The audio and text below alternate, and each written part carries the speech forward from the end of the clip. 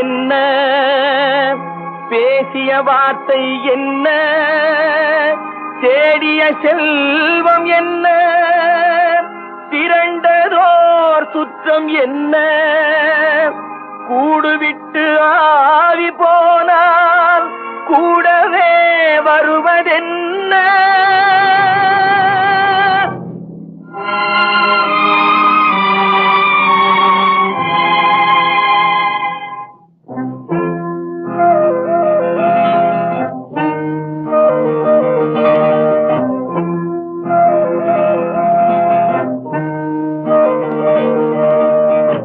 வீடு வரை உறவு, வீதி வரை மனைவி, காடு வரை பிள்ளை, கடைசி வரை யாரோ.